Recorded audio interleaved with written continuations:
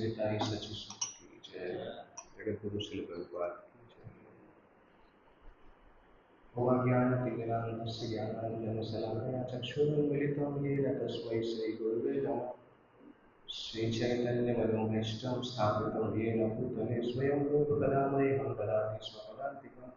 वन्देऽहं श्रीगुरो श्रीयुतपदकमलं श्रीगुरुं वैष्णवांश्च श्रीरूपं साग्रजातं सहगणरघुनाथान्वितं तं सजीवं साद्वैतं सावधूतं परिजनसहितं कृष्णचैतन्यदेवं श्रीराधाकृष्णपादान् सहगणललिता श्रीविशाखान्वितंश्च नमो विष्णुपादाय कृष्णपृष्ठाय भूतले श्रीमते भक्तिवेदान्तस्वामिनिति नामिने नमस्ते सारस्वतीदेवे गौरवाणी प्रचारिणे निर्विशेषशून्यवादी पाश्चात्यदेशतारिणे नमो महावदन्याय कृष्णद्वैतपदाय कृष्णाय कृष्णचैतन्यनाम्ने गौरहंसे नमः। हे कृष्ण करुणा सिंधु दीनबंधु जगतपते गोपेश गोपिका कांत राधाकांत नमोस्तुते। तप्त कांचन गौरांगी राधे वृंदावनेश्वरी वृषभानुसुते देवी प्रणमामि हरिप्रिये। वाञ्छाकल्पतरुभ्यश्च कृपा सिन्धुभ्यैव च पतितानां पावनेभ्यो वैष्णवेभ्यो नमो नमः। जय श्री कृष्ण चैतन्य प्रभु नित्यानंद श्री अद्वैत गदाधर श्रीवासदि गौरभक्तवृंद। हरे कृष्ण कृष्ण कृष्ण हरे हरे राम राम राम हरे हरे।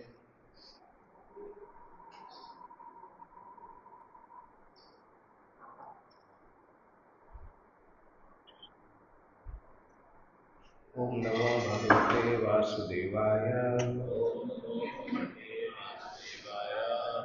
ओम नमो भगवते वासुदेवाय।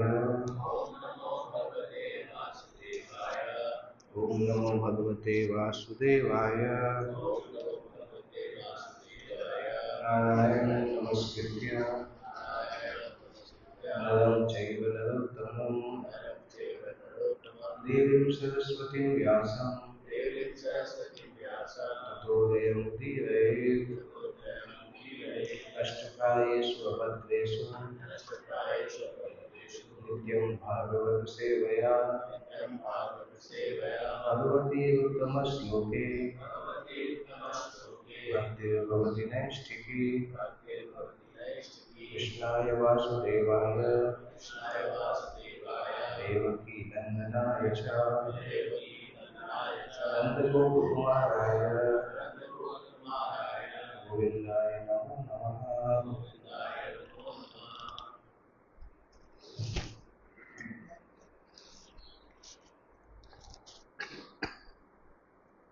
कल सुबह हमने सात श्लोक तक कंप्लीट किया था। द्वारका के एक भक्त प्रार्थनाएं कर रहे थे, तो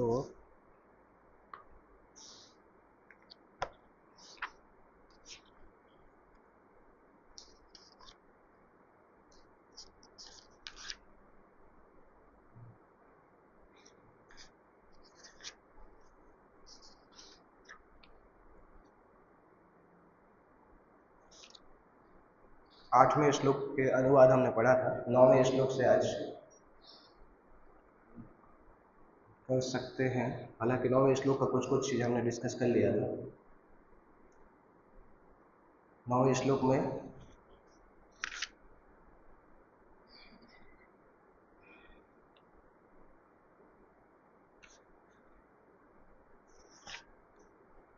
हे कमल नयन भगवान, आप जब भी अपने मित्रों तथा संबंधियों से भेंट करने मथुरा वृंदावन या हस्तिनापुर चले जाते हैं, तो आपकी अनुपस्थिति में प्रत्येक क्षण हमें करोड़ों वर्षों के तुल्य प्रतीत होता है। हे अच्युत, उस समय हमारी आंखें इस तरह व्यर्थ हो जाती हैं मानो सूर्य से बिछुड़ गई हों। आंखें सूर्य से बिछुड़ने का मतलब क्या होता है? हर दिन हमारी आंखें सूर्य से बिछुड़ जाती हैं जब सूर्य डूब जाता है, क्योंकि हालांकि आंखें जो हैं वो आंखों के अंदर देखने की शक्ति है, परंतु देखने की शक्ति तभी काम करता है जब सामने लाइट हो। इसलिए आंखों के जो देवता हैं सूर्य माने जाते हैं। दूसरे स्कंद में जब हमने पढ़ा था अधिष्ठाता देव और अधिभूत अधिदैव, जब विश्वरूप का वर्णन आता है दूसरे स्कंद के 10वें अध्याय में, तो वहाँ पे आता है कि अक्षु के साथ साथ सूर्यदेव जनरेट होते हैं, तब आँखों में शक्ति आती है। दोनों एक दूसरे से कनेक्टेड है। इसलिए इसमें लिखा है कि भगवान की अनुपस्थिति में हमारी आंखें इस तरह व्यर्थ हो जाती हैं मानो सूर्य से बिछुड़ गई हों, और प्रत्येक क्षण हमें करोड़ों वर्षों के तुल्य प्रतीत होता है। जब एडवांस भक्त ऐसा बोलते हैं तो वो एक्चुअल में वैसा फील भी करते हैं, और हम लोग जब बोलते हैं तो फील नहीं करते, पर बोलना पड़ता है, पर वो भी अच्छा है। एटलीस्ट अगर हम फील नहीं करते तब भी मन में ऐसी इच्छा तो होनी चाहिए कि ऐसा कभी फील करें कि भगवान की अनुपस्थिति में हमें समय व्यतीत करना मुश्किल हो जाए। हालांकि थोड़ा बहुत तो हमने फील किया भी है। जो भी इस्कॉन में है उनको आप बोल सकते हैं कि अगर कोई 2-3 साल से 16 माला कर रहे हैं, उसको आप चैलेंज दे सकते हैं कि मैं आपको 10-20 हज़ार रुपये दूंगा, माला करना बंद कर दीजिए, या 1 लाख रुपये दूंगा, माला बंद कर दीजिए। नहीं करेगा। दैट मीन्स कुछ तो उसको माला के प्रति आकर्षण है, नाम के प्रति आकर्षण है। अब पैसे का वैल्यू बढ़ाएंगे तो थोड़ा मुश्किल हो सकता है। डिपेंड करता है उस भक्त की कितनी भक्ति है। कभी कभी पैसे का वैल्यू बढ़ाने के बाद हो भी सकता है कि हाँ ठीक है 20-25 लाख मिलेगा तो चल जाएगा। प्रभुपाद जी के एक शिष्य थे, तो सन्यासी थे वो, तो उस कम्युनिटी में एक माता जी रहती थी, और माता जी ने इस प्रकार से प्रमोट करना चालू किया कि वो टोयोटा खानदान से कनेक्टेड थे। टोयोटा ये बहुत क्लोज रिलेटिव थे। तो वो सन्यासी को इतना पसंद करने लगी कि उन्होंने ऑफर दिया कि अगर मेरी शादी इनसे करा दिया जाए तो मैं आपको टोयोटा की तरफ से बहुत पैसा दिलाऊंगी। प्रभुपाद के पास तब जब बात पहुंची तो प्रभुपाद ने तो मना किया कि नहीं नहीं ज़रूरत नहीं है कुछ। तो सन्यासी ने सोचा कि इस्कॉन को कितना पैसा मिल जाएगा, केवल अगर मैं अपना सेक्रीफाइस कर दूंगा तो इस्कॉन को कितना पैसा मिल जाएगा। तो उन्होंने सन्यास आश्रम छोड़ के शादी कर लिया। शादी के बाद पता चला कि माता जी का कोई ज़्यादा कनेक्शन नहीं था टोयोटा से। वो केवल शादी करने के लिए उन्होंने इस प्रकार से बोला था। तो डिपेंड करता है कि भक्त कितना एडवांस है, उसके आधार पर पता चलेगा कि भक्ति को वो कब तक सेक्रीफाइस नहीं कर सकता है। सामान्यतः हमारी अवस्था में जो जो बहुत समय से प्रैक्टिस करते हैं उनके लिए तो असंभव है भक्ति को छोड़ना किसी भी कीमत पे। और हमारा नाम के प्रति थोड़ा टेस्ट तो है, क्योंकि जिस दिन अगर दिन भर एक भी माला नहीं हो तो दिमाग में याद तो आता है बार बार कि माला करना बाकी है, माला करना बाकी है। अगर नाम करने में बिल्कुल भी टेस्ट नहीं होता तो वो फीलिंग नहीं आती। वो फीलिंग आती है दैट मीन्स कुछ तो आगे बढ़े हैं, ऐसा नहीं कि जीरो पे ही खड़े हैं, थोड़ा तो आगे बढ़े हैं। इस स्थिति में नहीं है कि करोड़ों वर्ष के जैसा लग रहा है, पर तब भी थोड़ा तो आकर्षण है।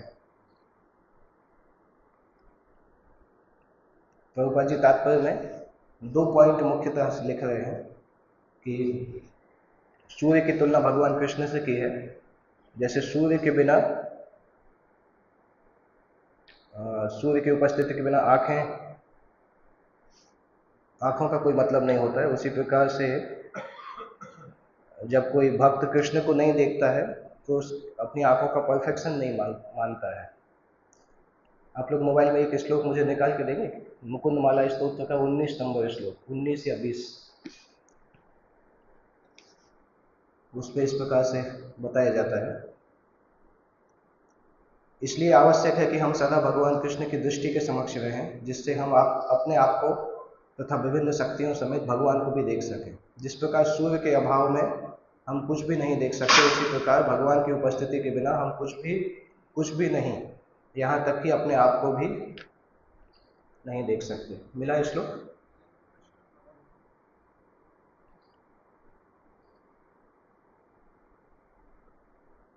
ये 19 नंबर है ना? 19 और 20 दोनों श्लोक इसी टॉपिक को हैंडल करते हैं। यत् कृष्णा प्रणिपात धूलि धवलम तत्वस्म तद्वैशिरस् ते नेत्रे तमसोच्युते सुचिरे याभ्यां हरिदृश्यते सा बुद्धि विमलेन्दु शंख धवलाया माधवध्यायिनी सा जिह्वा वृतवर्षिणी प्रतिपदं व्यास्तौति नारायणम्। इसमें क्या लिखा है? यद कृष्ण प्रणिपात धूलि धवलम तद्वर्ष्म तद्वैशिरस्, कि ऐसा सिर अपने आप में धन्य है जो कि भगवान कृष्ण के सामने झुकता है, भगवान कृष्ण के चरणों की धूली उसके सिर पे लगी रहती है। सामान्यतः एक नियम है कि अगर हम आध्यात्मिक गुरु के सामने प्रणाम करते हैं तो जो माथे पे धूल लगती है उस धूल को साफ नहीं करना चाहिए। राजा कुलशेखर इसीलिए लिख रहे हैं क्योंकि उन्होंने गलती की थी, उन्होंने धूल को साफ कर लिया था। तो ऐसा सिर धन्य है जिस सिर के ऊपर भगवान के चरणों की धूल लगी रहती है। और ते नेत्रे तमस उज्जिते सुरुचिरे याभ्याम हरे दृश्यते, ऐसे नेत्र अपने आप में धन्य हैं जो कि जिनके द्वारा भगवान हरि को देखा जाता है। उसके बाद सा बुद्धि विमल इंदु शंख धवला। विमल इंदु का मतलब ऐसा चंद्रमा जिसके ऊपर कोई दाग नहीं होता है, उसको विमल इंदु बोलते हैं। तो ऐसी बुद्धि उस चंद्रमा के जैसे शुद्ध है जिससे माधव का ध्यान किया जाता है। सा जिह्वामृत वर्षिणी प्रतिपदम यस्तौति नारायण, जिस जिह्वा से भगवान नारायण की स्तुति की जाती है वो जिह्वा अपने आप में धन्य है। राजा कुलशेखर बताते हैं इसको आगे अगले श्लोक में उसको और एक्सप्लेन भी करते हैं। जिह्वे कीर्तय केशवम मुररिपो चेतो भजो श्रीधरम, पाणी द्वंद्व समर्च अच्युत कथास्तु तत्त्वयत्वं शृणु, कृष्णं लोकय लोचनद्वय हरे गच्छन्ग्रियुग्मालयम्, जिघ्रघ्राण मुकुंद पाद तुलसी मूर्धन्यमभोक्षजम्। इसमें क्या बता रहे हैं? हे जीव, भगवान केशव की प्रशंसा करो। हे मन, मुरारी, भगवान मुरारी की पूजा करो जिन्होंने मुरा राक्षस को मारा है। और हस्तद्वयम, मेरे हाथ भगवान कृष्ण को हमेशा सेवा में लगे रहें। मेरे कान से हमेशा भगवान अच्युत के गुणों को सुनता रहूं। और मेरी आंखों से मैं हमेशा भगवान कृष्ण को देखता रहूं। अपने चरणों से मैं भगवान कृष्ण के मंदिर जाता रहूं। चरणों से या कार से, दोनों एक ही चीज है। अगर पास में है तो चरणों से है, दूर है तो कार से, मेन मीनिंग एक ही है। अपनी नाक से मैं भगवान मुकुंद के चरणों में जो तुलसी डली रहती है उसको मैं स्मेल करूं, तो अपने सिर को भगवान के चरणों में झुका सकूं। इस तरह से सिमिलर वर्स अम्बरीश महाराज के बारे में भी आता है जो कि प्रभुपाद जी ने कई जगह भगवद गीता में कोट किया है। यहाँ पे प्रभुपाद जी उसको बता रहे हैं कि शरीर की हर इंद्रियों का परफेक्शन तब अचीव होता है जब वो इंद्रियां भगवान में लगती हैं।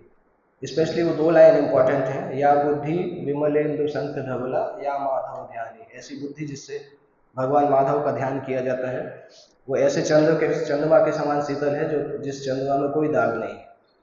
सामान्य चंद्रमा में तो दाग होता है, पर भगवान माधव को ध्यान करने वाली बुद्धि में कोई दाग नहीं होता है। चैतन्य भागवत में आता है कि जब चैतन्य महाप्रभु का जन्म हो रहा था तो चंद्रमा छुप गया था, क्योंकि चंद्रमा को थोड़ी शर्म आ गई थी कि मेरे अंदर तो दाग है, तो अभी ऐसे चंद्रमा का उदय हो रहा है जिनके अंदर कोई दाग नहीं है, तो मेरी जरूरत क्या है। इसलिए चंद्रमा छुप गए थे, उनके जन्म के समय ग्रहण हो गया था। अगला श्लोक आता है, फिर अगला श्लोक ऑलमोस्ट प्रार्थनाओं का लास्ट श्लोक है।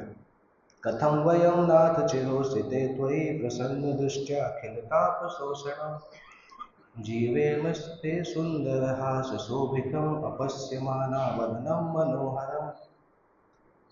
ये बता रहे हैं कथम वयम नाथ चिरोसिते त्वयि, आप जब आप हर समय अगर बाहर रहेंगे तो आपके मनोहर मुखमंडल को हम नहीं देख पाएंगे। अखिल ताप शोषणम, आपकी दृष्टि से सारे ताप का शोषण हो जाता है, जितने भी दुख हैं वो सब खत्म हो जाते हैं। एक चीज हमने भी देखा है कि हमारे जीवन में अगर कोई ऐसा भक्त है जिसके प्रति हमें बहुत सम्मान है, तो आप दुख के समय में भी उसको याद करेंगे तो आपका दुख गायब हो जाता है। वो इसमें लिखे हैं, जब भगवान के शुद्ध भक्त में इतनी शक्ति होती है तो भगवान की दृष्टि में कितनी शक्ति होती होगी। प्रसन्न दृष्टिया अखिल ताप शोषणम, कितने भी दुख में रहो आप भगवान के सुंदर चेहरे को देखोगे तो दुख चला जाता है। जीवे मते सुंदर हास शोभितम, आपकी सुंदर मुस्कान को देखने के लिए हम जीवित हैं। अपस्य माना वदनम मनोहर, तो हमारी ऐसी हालत है जैसे कि मछली की हालत होती है, तो तब भी आप हमें छोड़ के महीनों महीनों बाहर चले जाते हैं। भगवान को समस्या ये थी कि जहाँ जाते थे वहाँ के भक्त यही बोलते थे, तो कैसे हैंडल करेंगे। द्वारका के भक्त भी यही बोलते थे, हस्तिनापुर वाले भी यही बोलते थे। पिछले श्लोक में हमने हस्तिनापुर का भी देखा, 10वें अध्याय में ना, उसमें 10वें अध्याय का 8वां 9वां श्लोक है, 10वां श्लोक शायद, जिसमें पांडवों का भगवान के प्रति प्रेम बताया गया है।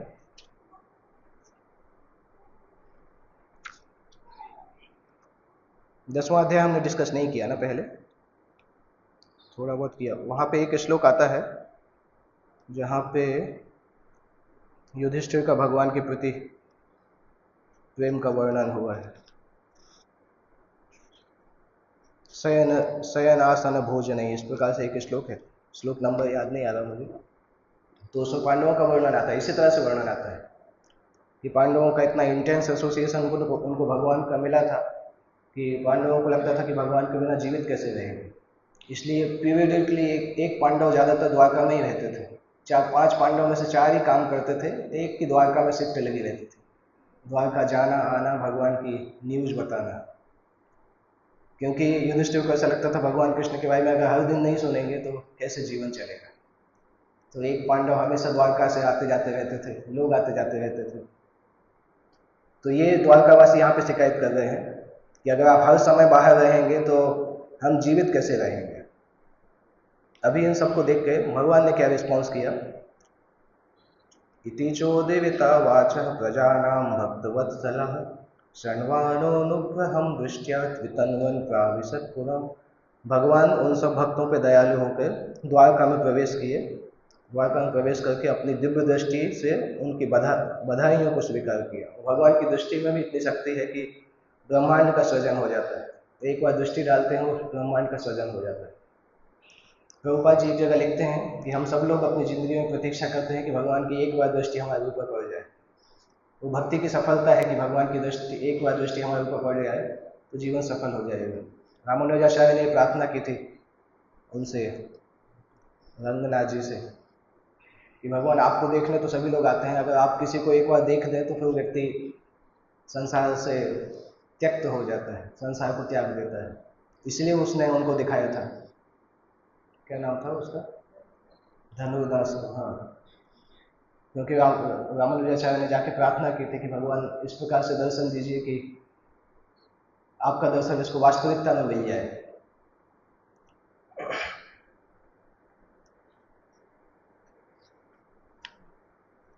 बांके बिहारी के एक भक्त थे वृंदावन में, अंधे भक्त थे, वो दर्शन करने जाते थे हमेशा। तो उनको एक बार एक व्यक्ति से टकरा गए, तो उस व्यक्ति ने ये बोला, तुम अंधे हो क्या?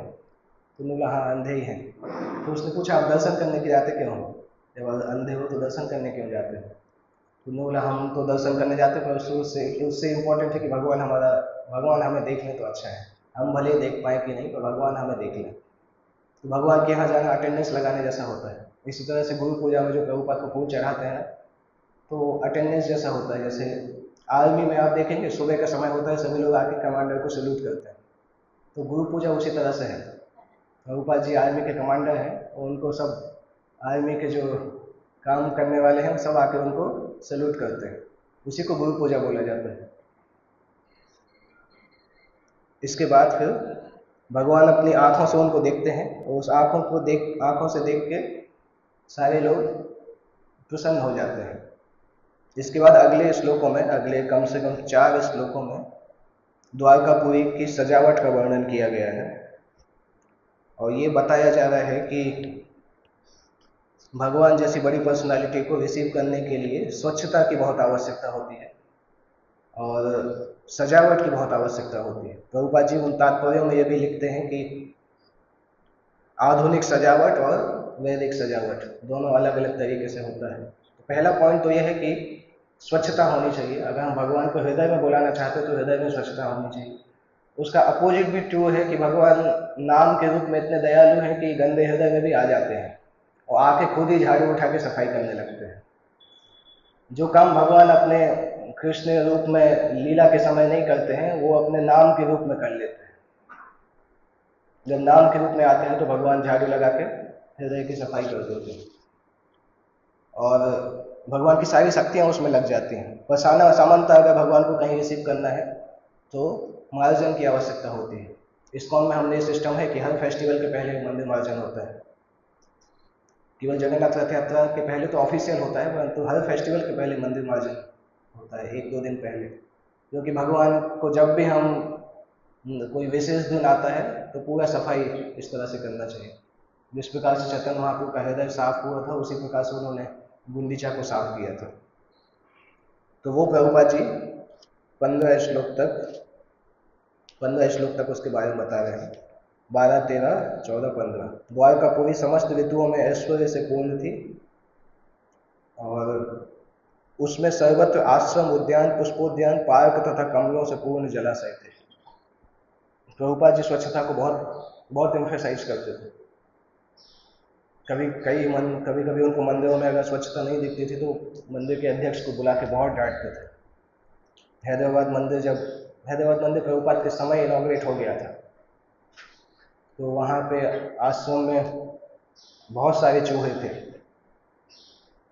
तो प्रभुपाद से एक भक्त ने आके बोला कि प्रभुपाद चूहे बहुत सारे हो गए हैं, चूहों को मार डाले क्या, पकड़ ले मार डाले क्या करें। तो प्रभुपाद ने बोला चूहों को नहीं, तुम लोगों को मार डालना चाहिए। तो उसको प्रभुपाद के बोलने पर विश्वास नहीं हुआ। प्रभुपाद ने बोला क्या, उसने फिर से कंफर्म किया, प्रभुपाद बहुत चूहे हो गए, मारते हैं क्या।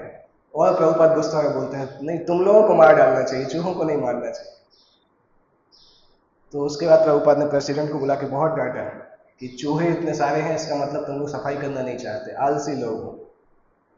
क्योंकि चूहे होने का निशानी है कि स्वच्छता नहीं होती, वहां पे चूहे आते। तो ये देखना चाहिए। कभी हम देखते हैं, जैसे आप अगर ट्रेन में सफर करेंगे, किसी प्लेटफॉर्म पर बैठेंगे, आपने देखे होंगे बिल्ली बराबर चूहे। एक बार मैंने देखे थे, एक मंदिर में इतने बड़े चूहे थे, 4 चूहों ने मिला के बिल्ली को आक्रमण पर कर दिया था और बिल्ली भाग गई थी। चारों तरफ से बिल्ली को पकड़ के पीटना चालू करने वाले थे। इतने मोटे मोटे चूहे थे कि बिल्ली डर के भाग गई थी। तो वो अच्छा निशान नहीं है। स्वच्छता इतनी होनी चाहिए कि चूहे और जो मसाले के अंदर भी जो पड़ जाते हैं ना, कीड़े जैसे लग जाते हैं, वो सब अच्छा नहीं है। रेगुलर ध्यान देना चाहिए सब जगह पे।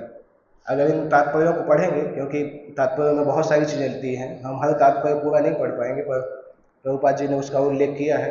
एक तो सिटी की बाहर की सुंदरता का वर्णन किया है कि जहाँ पे द्वारका सिटी में बहुत अच्छे से टाउन प्लानिंग की गई थी। यहाँ का टीपी अभी तक डिसाइड नहीं हुआ, पर द्वारका का टीपी बहुत पहले डिसाइड हो गया था। विश्वकर्मा ने टीपी डिसाइड करके अच्छे से प्लानिंग की थी। एक्चुअली भारत में वो टाउन प्लानिंग उतने अच्छे से होता भी नहीं है। कोई को कहीं भी जगह मिलती है बना देता है अपने हिसाब से। द्वारका में ऐसा नहीं है। अगर आप भागवतम में द्वारका का वर्णन, रामायण के पहले दूसरे तीसरे अध्याय में अयोध्या का वर्णन पढ़ेंगे तो बहुत अच्छी टाउन प्लानिंग कर सकते हैं। जो गवर्नमेंट ऑफिशियल्स हैं उनको पढ़ना चाहिए इनका टाउन, क्योंकि अयोध्या का वर्णन इतना डिटेल में बताया गया है। जब दशरथ के वर्णन के पहले अयोध्या का वर्णन बताया गया, अयोध्या सिटी थी कैसे। इसी तरह से द्वारका का यहाँ पे वर्णन है कि किस तरह से सिटी की डिजाइन करनी चाहिए। तो क्या है, उद्यान, उपवन, आरामय आवृत पद्माकर स्वयं। उद्यान मतलब बगीचे, वृक्ष मतलब पेड़, आश्रम मतलब रहने के आश्रम, उपवन मतलब पुष्पोद्यान, और क्रीड़ावन मतलब बगीचे और पार्क, इन सब से घिरा हुआ था द्वारका सिटी। प्रभुपाद जी क्या लिख रहे हैं, यहाँ पर किसी मिल तथा कसाई घर के बल पर चलने वाली फैक्ट्री का उल्लेख नहीं है, जो आधुनिक महापुरियों के लिए आवश्यक साज सम्मान है। फिर भी आधुनिक सुसंस्कृत मनुष्य के अंतःकरण में भी प्रकृति के वरदानों का उपयोग करने की रुचि है। क्या लिख रहे हैं कि सामान्यतः आजकल सिटी को नापा जाता है कि उसमें कितनी फैक्ट्री है, कितने जीआईडीसी हैं, उस तरह से सिटी को बड़ा माना जाता है। पहले ऐसा क्राइटेरिया नहीं था, पर तब इतना होने के बाद भी अभी भी जो बड़े बड़े लोग हैं वो प्रकृति के पास में जाके रहना चाहते हैं। इसलिए आप देखेंगे बम्बई में बड़े बड़े लोग रहते हैं, अपना फार्म हाउस खड्डाला के पास में बनाते हैं, वहाँ जाके रहते हैं। उसके लिए प्रभुपाद क्या लिख रहे हैं कि जो धनी लोग होते हैं वो खुद जाके प्रकृति के पास रहते हैं, उनके जो लेबर्स होते हैं वो फैक्ट्री में परेशान होते रहते हैं। इस प्रकार से समाज डिजाइन किया गया है।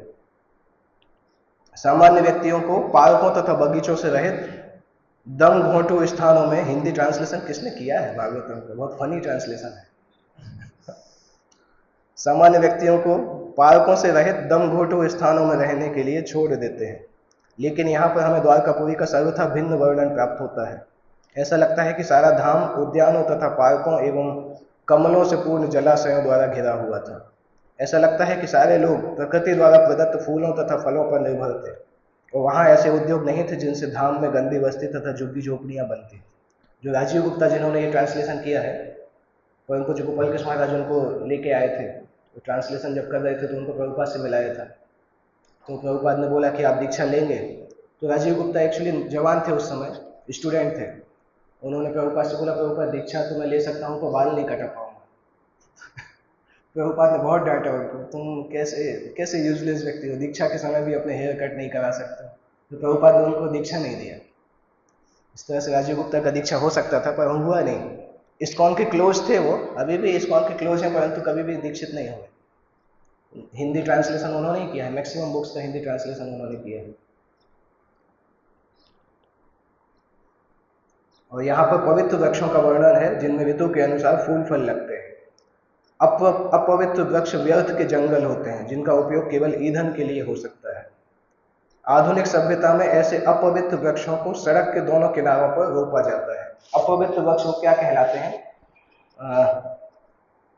जो जिन वृक्षों को केवल देखने में अच्छा लगता है, उसमें से कोई फल नहीं निकलता है, उनको अपवित्र माना जाता है। मानव शक्ति का सदुपयोग कोमल भावनाओं के विकास के लिए होना चाहिए, जिससे आध्यात्मिक ज्ञान प्राप्त हो सके और इसी में जीवन का समाधान होता है। मनुष्य के शरीर के कोमल तंतुओं के विकास के लिए फल फूल, सुंदर उद्यान, पार्क, कमलों के बीच क्रीड़ा करते हंसों से युक्त जलाशय तथा प्रचुर दूध तथा मक्खन देने वाली गायें चाहिए।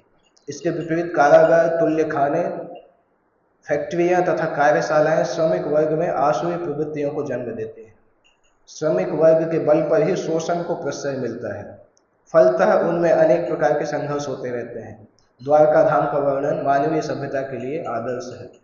भौतिक से अभी के समाज में हम देखते हैं कि एक प्रॉब्लम को सॉल्व करने के लिए कोई चीज़ लाते हैं, उससे दूसरा प्रॉब्लम आ जाता है।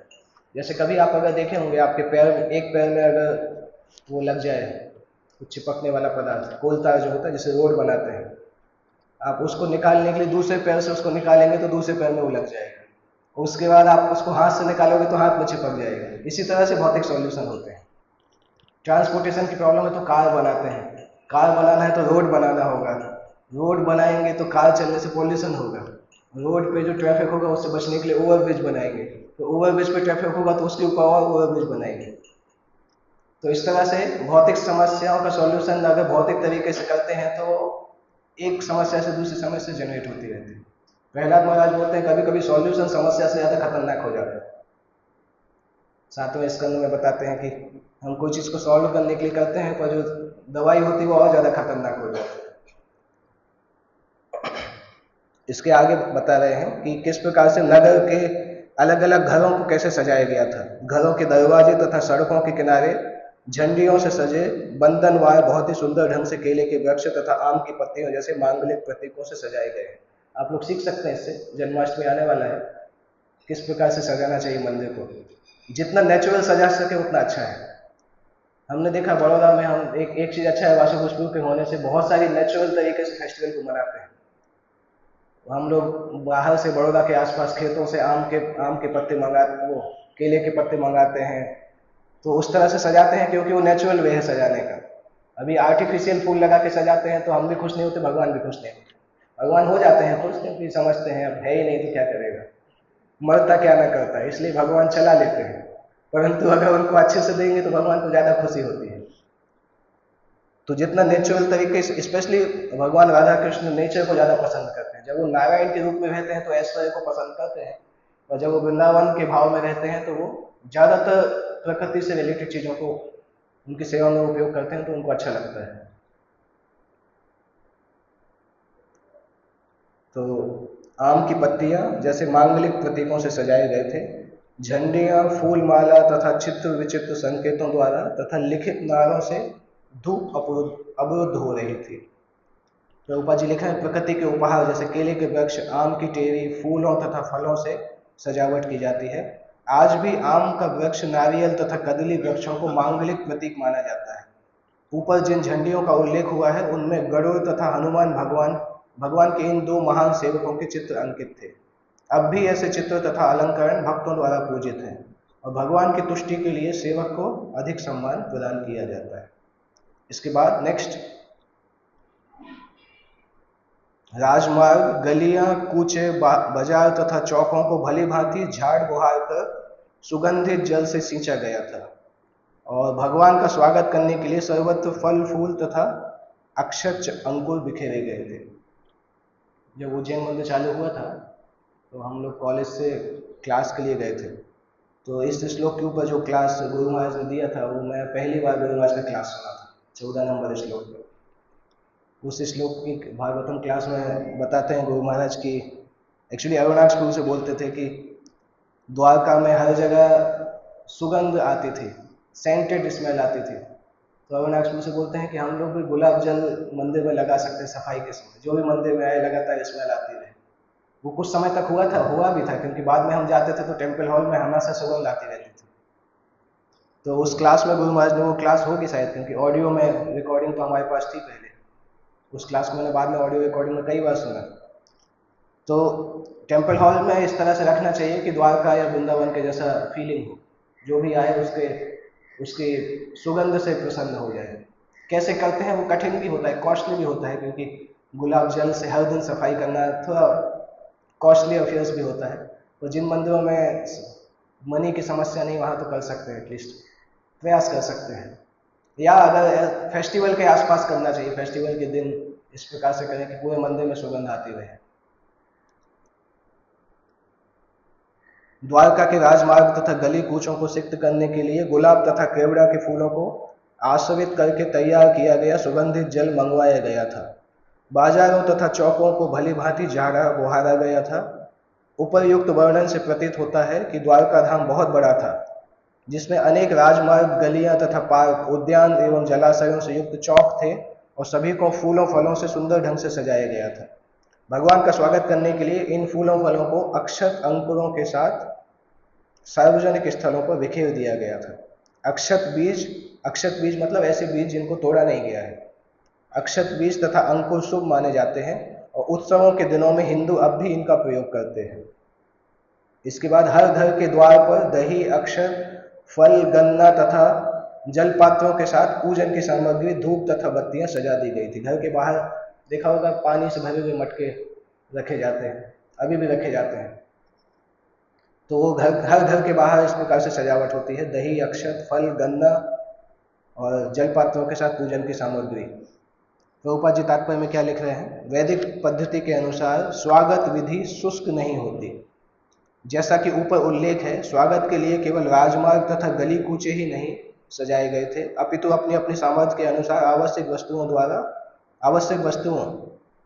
द्वारा यथा धूप, दीप, फूल, मिठाई तथा स्वादिष्ट खाद्यों द्वारा भगवान की पूजा भी की गई थी। ये सभी वस्तुएं भगवान को अर्पित की गई और वहां पर एकत्र नागरिकों में प्रसाद वितरित हुआ।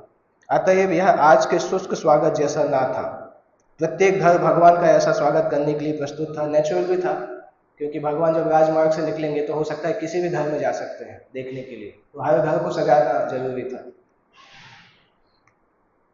और हर घर हर दिन ऐसा सजाया जाता था। आगे जब आप वर्णन करेंगे, जब द्वारका में रहते थे तो हर घर सजाया जाता था, क्योंकि भगवान कृष्ण भगवान राम दोनों के इस प्रकार से आदत थी कि राजमार्ग पर चलते चलते किसी के भी घर में चले जाते थे। तो हर व्यक्ति हर समय तैयार रहता था कि कब भगवान हमारे घर में आ जाए, इसलिए हमेशा उसकी हर दिन तैयारी होती थी, हर दिन उसको रखा जाता था। मंदिर भी इसी तरह से रखना चाहिए कि पता नहीं कौन सा गेस्ट कब आ जाए, इसलिए हर दिन मंदिर में स्वागत की तैयारी रहना चाहिए। प्रत्येक घर भगवान का ऐसा स्वागत करने के लिए प्रस्तुत था, इसलिए राजमार्गों तथा गली कूचों के घर घर में ऐसा प्रसाद नागरिकों को बांटा गया और यह समारोह सफल रहा। प्रसाद वितरण के बिना कोई भी उत्सव पूरा नहीं होता और यही वैदिक संस्कृति की शैली है।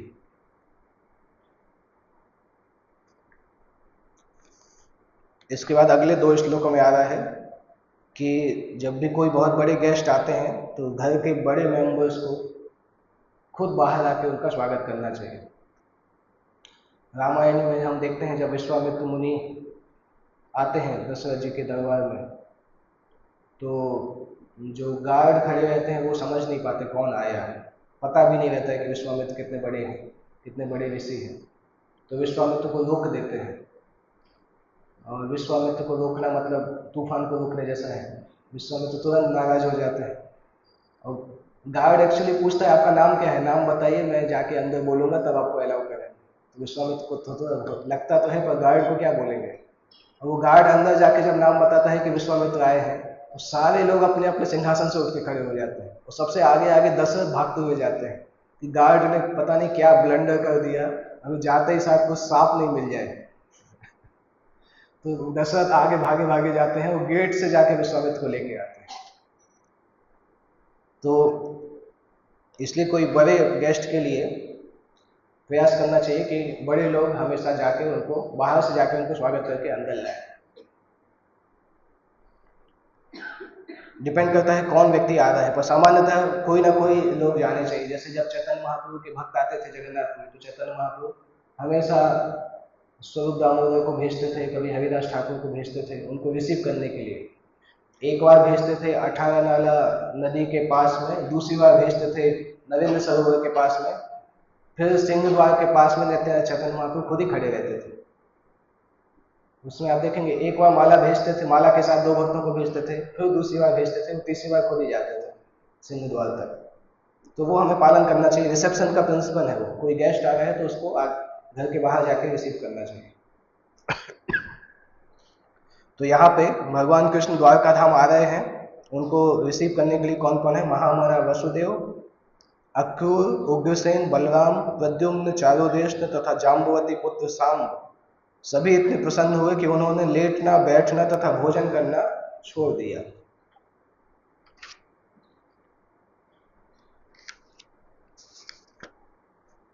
और वे फूल लेके ब्राह्मणों समेत रथों पर भगवान की ओर तेजी से बढ़े। उनके आगे आगे सौभाग्य सूचक हाथी थे, शंख तथा तुरही बज रहे थे और वैदिक स्तोत्र उच्चारित हो रहे थे। इस प्रकार उन्होंने स्नेह से अभिवादन किया।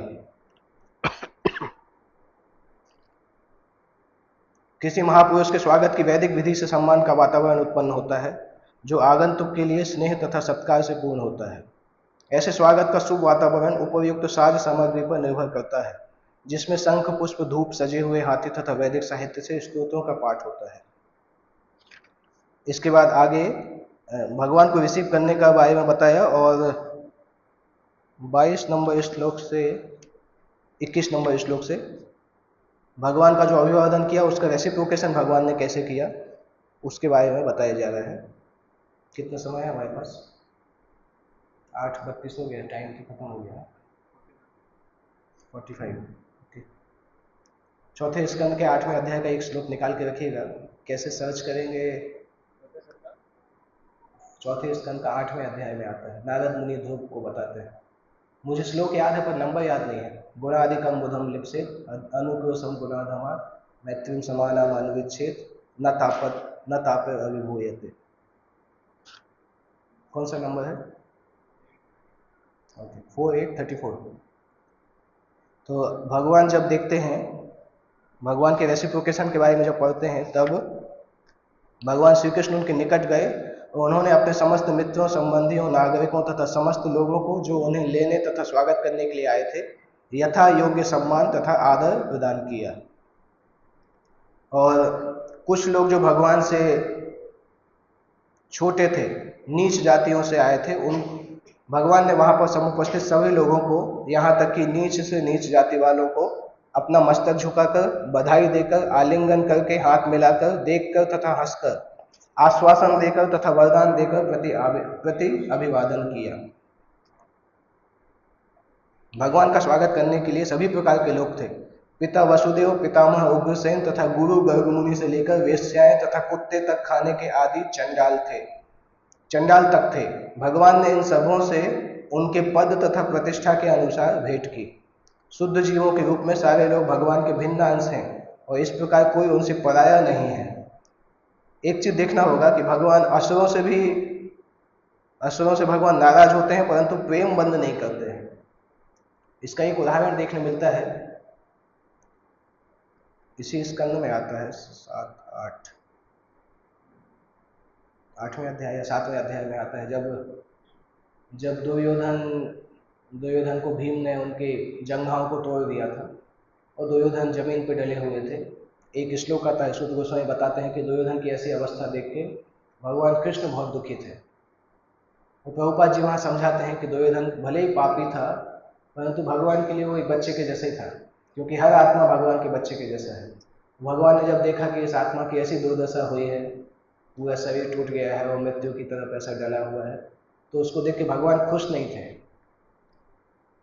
देखने से भगवान की करुणा सभी के लिए होती है। जैसे पिता बच्चा किसी भी रास्ते में चला जाए और पिता उसके प्रति प्रेम रोक नहीं पाता है, नेचुरल प्रेम जो है, उसी प्रकार से भगवान राक्षसों को भी प्रेम रोक नहीं पाते हैं। उसी प्रेम के कारण राक्षसों को मार देते हैं वो, और मार के उनका पाप का कर्म बंद कर देते हैं। प्रभुपाद जी समझाते हैं कि माता पिता अच्छे से बात करें चाहे चाटा मारें, दोनों अच्छे बच्चे के लिए अच्छे से होता है। हो सकता है बच्चा नहीं समझ पाए, परंतु उसके भले के लिए होता है। तो वही यहाँ पे लिखा है कि उनसे मिलने के लिए पापी भी आए, कुत्ता खाने वाले चांडाल भी आए हैं, वैश्याएं भी हैं, और उनसे लेके बड़े बड़े लोग भी हैं। बताइए वो श्लोक तात्पर्य। क्योंकि नारद मुनि बताते हैं कि किस प्रकार से अलग अलग लोगों के साथ अलग अलग व्यवहार कैसे करना चाहिए। अगर कोई केवल वो व्यवहार करना जानता है तो संसार के 3 ताप उसको प्रभावित नहीं करते। आदि भौतिक, आदि दैविक, आध्यात्मिक तापों से बचने के लिए अगर कोई केवल ये जानता है कि किसके साथ कैसे व्यवहार करना है, तो वो तीनों तापों से बच सकता है। नारद मुनि ध्रुव महाराज को बताते हैं, क्या बताते हैं, गुण अधिकम मुदम लिप्सेत। जो व्यक्ति हमसे ज्यादा, जिसके अंदर हमसे ज्यादा गुण है, मतलब हमसे योग्य व्यक्ति है, तो ऐसे व्यक्ति से मिलके हमें हर्षित होना चाहिए। अगर कोई हमसे बहुत वरिष्ठ व्यक्ति मिलता है जो हमसे भक्ति में आगे है, तो उससे मिलके हमें बहुत प्रसन्न होना चाहिए। अनुक्रोशम गुणाधमात। जब हम अपने से कम योग्य व्यक्ति से मिलते हैं तो उसके लिए हमें दयावान होना चाहिए। और मैत्रीम समानार अनविच्छेद। जब हम अपने से समान गुण वाले से मिलते हैं तो उससे मित्रता करनी चाहिए। अगर कोई ये 3 चीजें करता है तो संसार के दुख उसको प्रभावित नहीं कर सकते। तो तीनों तापों से बचना कोई कठिन बात नहीं है भागवतम के हिसाब से। केवल अगर आप वैष्णव व्यवहार कर सकते हैं तो तीनों तापों को खत्म कर सकते हैं। 2 चीज रहता है, हमारी अच्छी साधना से हम अपनी भौतिक इच्छाओं को खत्म कर सकते हैं, और अच्छे व्यवहार से हम अपराधों को खत्म कर सकते हैं। तो अच्छी साधना और अच्छा व्यवहार जरूरी है। अगर अच्छी साधना करके अच्छा व्यवहार नहीं होता है तो इच्छाएं खत्म होगी परंतु अपराध खत्म नहीं होंगे। और अच्छा व्यवहार होता है, अच्छी साधनाएं नहीं होंगी तो भी अपराध भले ही नहीं होंगे परंतु आगे भी नहीं बढ़ेंगे भक्ति में। इसका प्रूफ क्या है कि व्यवहार कैसे इंपॉर्टेंट है। चैतन्य चरितामृत अंत लीला 6वां अध्याय, रघुनाथ दास गोस्वामी वाला जो अध्याय है, उस अध्याय में एक श्लोक आता है कि रघुनाथ दास गोस्वामी का व्यवहार भक्तों के साथ इतना अच्छा था कि जो भक्तों से मिलता था अपने मन से उनको आशीर्वाद देता था। और अच्छे व्यवहार के कारण, सारे भक्तों का आशीर्वाद मिलने के कारण रघुनाथ दास गोस्वामी के हृदय में कृष्ण भक्ति एकदम बहुत तेजी से विकसित हो गई। 6वें अध्याय में वो वर्णन आता है कहीं पे। तो यहाँ पे तात्पर्य प्रभुपाद जी लिख रहे हैं, सामान्यतः अगर हम अपने से अधिक योग्य व्यक्ति से मिलते हैं तो उससे ईर्ष्या करते हैं, अपने से कम व्यक्ति से मिलते हैं तो उसका उपहास करते हैं, और अपने समान व्यक्ति को मिलके हम समान व्यक्ति के सामने अपने आप को हम प्राइड फील करते हैं कि देखो मैं कितना बड़ा हूँ। उसके सामने ऐसा बताते हैं कि मैं तुमसे ज़्यादा एडवांस हूँ। सामान्यतः हमारे साथ होता है, सबके साथ, मतलब क्योंकि हम प्रैक्टिसिंग डिवोटी हैं तो बाहर नहीं बताते हैं परंतु अंदर तो सब चलता रहता है। क्योंकि जब हम अपने से बड़े व्यक्ति को मिलते हैं तो ऐसा लगता है कि अगर ये नहीं होता तो लोग मुझे ही बड़ा मानते हैं, ये कहाँ से बीच में आ गया। जैसे अभी देखा जाए कि मान लो अभी हमारा क्लास चल रहा है, मान लो परम पूज्य भक्ति प्रेम महाराज गेट से अंदर आ जाए तो मैं भी उछल के आपकी कैटेगरी में नीचे ही बैठ जाऊंगा। उसके बाद अगर मान लो गुरु महाराज सामने से आ जाए तो भक्ति प्रेम महाराज भी हमारी कैटेगरी में आके बैठ जाएंगे। फिर मान लो प्रभुपाद आके बैठ जाए तो फिर हम सभी नीचे ही आके बैठ जाएंगे। तो उस तरह से जब कोई सीनियर आता है ना तो जूनियर अगर उसके अंदर अगर ईर्ष्या है तो उसके मन में ये फीलिंग आती है कि सारे लोग मुझे इतना सम्मान कर रहे थे, अभी मेरा सम्मान कम हो जाएगा क्योंकि मुझसे सीनियर आ गया।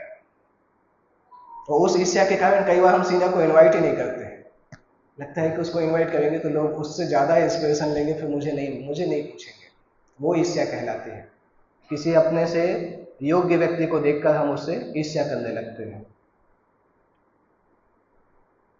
और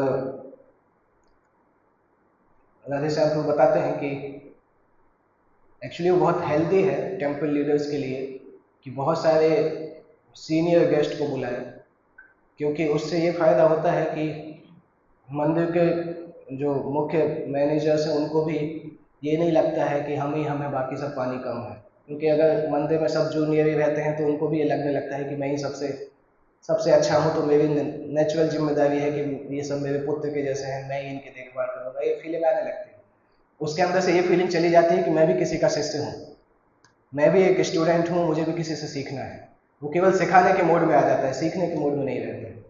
और जब वो सीनियर्स को बुलाता रहता है तो उसका ये भाव कम होता है, क्योंकि वो भी बैठ के सुनता है दूसरे से, तो उसको भी लगता है कि नहीं, मुझे भी सीखने की आवश्यकता है। इसलिए हमेशा वैष्णव को बुलाते रहना चाहिए, जिससे कि हमारे अंदर वो फीलिंग नहीं आए।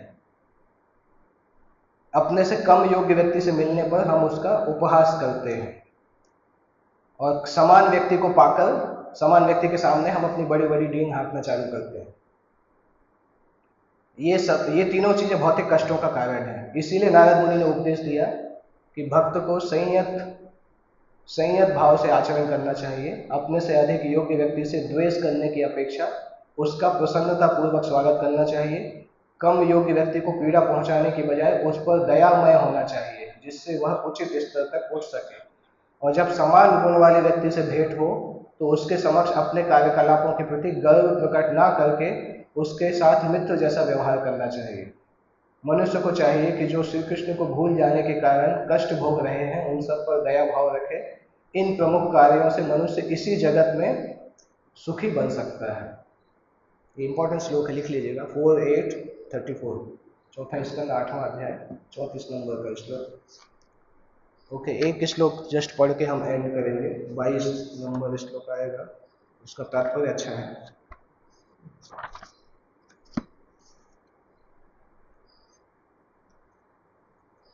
ओके, 22 हमने कर लिया। इसके बाद था 24 और 25 श्लोक महत्वपूर्ण श्लोक हैं, मेमोराइजेशन श्लोक भी। हाँ, 4:8:34।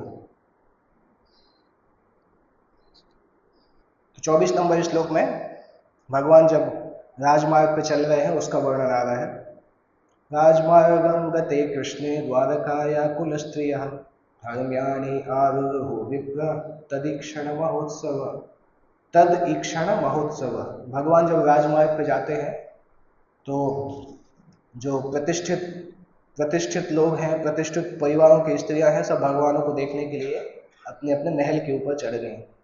और तद ईक्षण महोत्सव, वो इस क्षण को उत्सव के जैसे मानती थी।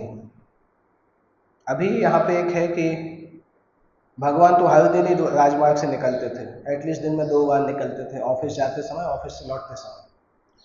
तो दिन में 2 बार द्वारका के लोग अपने अपने महल पे खड़े रहते थे भगवान को देखने के लिए। नॉर्मली ऐसा आकर्षण तभी हो सकता है जब कोई किसी के अंदर आध्यात्मिक आकर्षण है, क्योंकि हम जिंदगी भर दिन में 2 बार अगर हम कोई व्यक्ति जा रहा है तो हम देखेंगे, कल ही तो देखा था, बार बार देखने की क्या जरूरत है, हर दिन ही निकलते हैं, कितनी बार देखेंगे। और लास्ट लाइन में क्या लिखा है, तद ईक्षण महोत्सव। उस क्षण को वो लोग महोत्सव जैसा मानते थे कि भगवान निकलने वाले हैं, अभी छत पे आ जाओ। सभी लोग छत पे आके भगवान को देखते थे। इसलिए अगले श्लोक में क्या बोल रहे हैं सूत गोस्वामी कि नित्यम निरीक्षमाणा नाम यद्यपि द्वारकौकसाम न वृत्रम्यन्ति हीदृशा श्रेयो धामांगम अच्युतम। द्वारकावासी समस्त सौंदर्य के आगार अच्युत भगवान को नित्य निहारने के अभ्यस्त थे, फिर भी उनकी तृप्ति नहीं होती थी। हर दिन 2 बार देखते थे कम से कम, तब भी संतुष्ट नहीं होते थे। ऐसा लगता था कि अभी भी ठीक से नहीं देखा। दशरथ भी इस प्रकार से बोलते थे। दशरथ इस प्रकार से विश्वामित्र मुनि को ही बोले थे कि अभी तक मैं राम की सुंदरता का पूरा वर्णन पूरी तरह से देख नहीं पाया, क्योंकि मैं हर दिन देखता हूँ, मुझे लगता है कि आज राम जो सुंदर है कल से ज्यादा सुंदर आज लग रहे हैं, और अगले दिन जब देखता हूँ तो ऐसा लगता है कि सुंदरता और बढ़ गई है। तो कभी संतुष्टि नहीं मिलती भगवान की सुंदरता को देखने में। आइडियली भगवान के विग्रह को देख के हमें भी वैसा लगना चाहिए। हमें वैसा नहीं लगता है क्योंकि उतनी हमारी चेतना नहीं है। हमें हर दिन ही लगता है कि नेताजी सच तो खड़े ही हैं, वैसा ही तो है, परंतु उनकी सुंदरता हमेशा बढ़ती जा रही है और जो देखने वाले हैं वो देख भी लेते हैं। हमें प्रयास करना चाहिए कि कैसे हम उसको रियलाइज कर सकें। जैसे जैसे भक्ति में आगे बढ़ेंगे तो भगवान की जो आध्यात्मिक सुंदरता है उसको हम देख सकते हैं। समहाउ आवरणात्मिका शक्ति उस चीज को ढक के रखती है। इवन वृंदावन जाने के बाद भी हम उसको नहीं देख पाते हैं। टिकट कटा के वृंदावन तो चले जाते हैं पर वहां जाके भी नहीं देख पाते हैं। और जिन भक्तों की वैसी चेतना होती है वो सूरत में बैठ के भी देख लेते हैं। उनको वृंदावन टिकट कटा के जाना भी नहीं पड़ता है, सूरत में बैठ के भी देख लेते हैं। तो वास्तविकता वास्तविकता में ये ज़्यादा इम्पोर्टेंट है कि हम उस चेतना को प्राप्त करें। कल कल मैं वो सेक्शन एक पढ़ रहा था जो पुरंजन उपाख्यान का लास्ट अध्याय है, जब वैदर्भी मलय ध्वज की मृत्यु हो जाती है और वैदर्भी रोती रहती है, परमात्मा उनसे मिलने के लिए आते हैं ब्राह्मण के रूप में। तो वहाँ पे एक तात्पर्य है 28वें चौथे स्कंद के 28वें अध्याय का 51-52 ऐसा कोई श्लोक है। उसमें प्रभुपाद जी लिखते हैं कि वृंदावन के जंगलों में झाड़ों में जाके भगवान को देखने की बजाय हम गुरु के निर्देश को पालन करेंगे तो भगवान को कहीं भी देख सकते हैं। इस तरह से प्रभुपाद जी वहाँ पे लिखते हैं। तो वो महत्वपूर्ण है। अगर हम परंपरा के नियमों का पालन करेंगे तो किसी भी जगह पे भगवान का दर्शन किया जा सकता है। ओके, यहाँ पे हम एंड करते हैं। अभी कुछ चीज़ें बाकी हैं कि किस प्रकार से भगवान अपने माता पिता से मिलते हैं और फिर भगवान द्वारका की रानियों से किस प्रकार से मिलते हैं, द्वारका की रानियों और भगवान के बीच में किस प्रकार से संबंध रहते हैं, वो इसमें आगे आएगा। 10-12 श्लोक बाकी हैं। ओके, किसी को कोई प्रश्न पूछना है तो पूछ सकते हैं, अदरवाइज वी कैन एंड।